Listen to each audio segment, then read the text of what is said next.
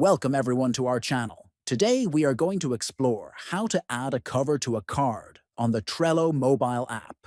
This tutorial will help you customize your Trello cards with colors or images to make your boards more visually appealing and organized. First, open the Trello app on your mobile device. Next, navigate to the board and select the card to which you want to manage. Tap on the card to open its details.